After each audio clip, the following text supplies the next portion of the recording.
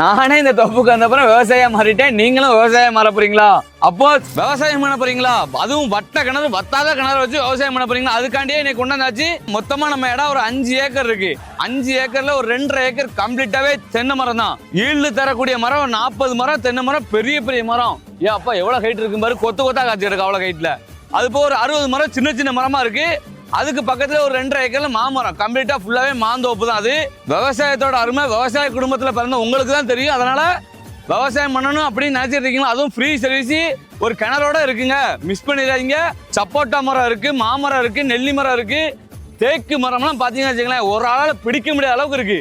நல்ல பெரிய பெரிய தேக்கு மரம் எல்லாமே கம்ப்ளீட்டா பசுமையாவே இருக்கு, பச்சை பச்சைன்னு இருக்கு. நம்ம இடம் எக்ஸாக்டா எங்க லொக்கேட் ஆகிருக்கு, நம்ம பொட்டல்புத்தூர் இருக்கா, நம்ம பொட்டப்புத்தூர்ல இருந்து கிழக்கணிக்கு நம்ம இடைக்கால் போற ரோட்ல மெயின் ரோட்டு மேல நம்ம பாப்பாங்களவங்க ஊர்ல அழகான கிராமம். நம்ம தோப்பு மொத்தம் 5 ஏக்கர் இருக்கு. 5 ஏக்கர் தான் எடுக்கணுமா அப்படிலாம் இல்லைங்க, 2.5 ஏக்கர் 2 ஏக்கரா எடுத்துக்கலாம். அந்த தென்னந்தோப்பு தனியாகவும் கொடுக்குறாங்க, அந்த மாந்தோப்பு தனியாகவும் கொடுக்குறாங்க. உங்களுக்கு இந்த இடத்தோட ரேட்டு தெரிஞ்சுக்கணுமா? அப்போ கமெண்ட் பாக்ஸ்ல பிரைஸ் கமெண்ட் பண்ணுங்க, நான் உங்களுக்கு டிஎம் பண்றேன். அதுக்கு முன்னே கீழே இருக்க ஃபாலோ பட்டன் தட்டி விட்டு கமெண்ட் பண்ணுங்க. வரட்டா.